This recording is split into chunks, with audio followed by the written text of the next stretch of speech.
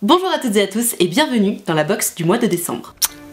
Le mois de décembre, on le sait, est très connu pour ses vacances, son Noël, la très aimée et très arrosée veille du Nouvel An et surtout, le solstice d'hiver. Et oui, le 21 décembre, nous fêterons ensemble le jour le plus court de l'année pour pouvoir enfin rêver de nouveau à des jours un peu plus longs. Parce que car vous ne l'auriez pas compris, bonne nouvelle, les jours rallongent à partir du 22 décembre.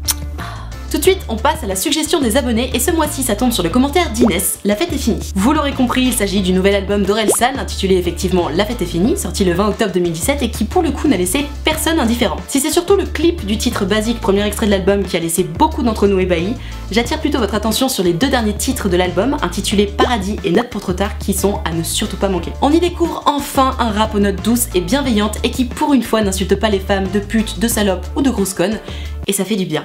Illustration. On dit que le temps détruit, mais le temps n'est pas notre ennemi. Parce que plus je te connais, et plus je me sens béni. Assez béni pour t'emmener à l'église. Dire au prêtre, oublie le truc où la mort nous sépare, on va rester dans cette vie. Quant au titre Note pour trop tard, je vous laisse l'écouter chez vous quand vous aurez du temps, parce que vraiment, ça vaut le coup. Suspense. En parlant de suspense, après La Meute, publiée en 2015, le talentueux Slimane Baptiste Berhoun nous offre son plus beau cadeau en cette fin d'année. Les Yeux, publié chez Brajlon, est enfin disponible en librairie. Plongé dans les années 50, nous y découvrons avec passion l'enquête menée par Lucy Klein dans un asile pas comme les autres. Pour les plus visuels, l'événement de cette année, comment passer à côté de la série devenue culte, Stranger Things. L'histoire, en bref, tourne autour de Mike, Will, Dustin et Lucas, 4 adolescents un peu geeks qui vont se rendre compte de l'existence d'un monde parallèle suite à la disparition de l'un d'entre eux. Assistés de leur nouvel ami, Eleven, dont les pouvoirs furent assez impressionnants pour être intégrés parmi les 3 garçons restants, ils tenteront d'échapper à un monstre démoniaque. La série se démarque particulièrement par sa qualité d'image remarquable, son scénario original, mais surtout, par le jeu d'acteurs incroyable des 5 personnages principaux incarnés par des enfants. Incroyable! Foncez, vous avez toutes les vacances pour adhérer.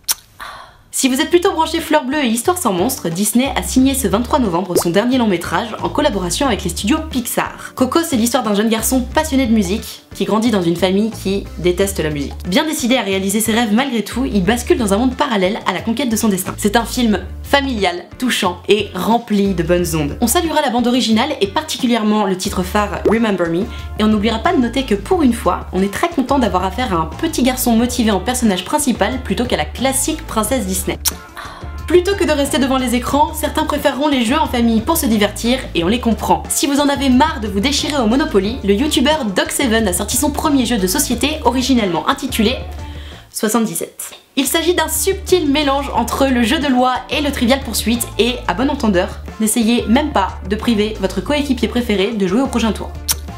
Pour finir les arts du spectacle, et ici il s'agit de sacrés artistes, les Coquettes, 3 chanteuses talentueuses et qui n'ont pas peur des mots, continueront de se produire régulièrement au grand point virgule jusqu'au mois de février avant de partir en tournée dans toute la France. Les 3 jeunes femmes chantent en chœur des chansons originales autour d'une mise en scène drôle, légère et pétillante. C'est un cocktail de bonne humeur et de paroles enchanteresques à ne surtout pas manquer. Courez les voir! Et c'est déjà la fin de la box du mois de décembre. Si un jour vous souhaitez connaître le contenu de la box du mois de janvier, je vous invite à mettre un pouce bleu à cette vidéo. N'hésitez pas à donner vous aussi vos astuces, vos bons plans et vos coups de cœur dans les commentaires de cette vidéo et qui sait, vous prendrez peut-être la place d'Inès dans les suggestions de la box du mois de janvier.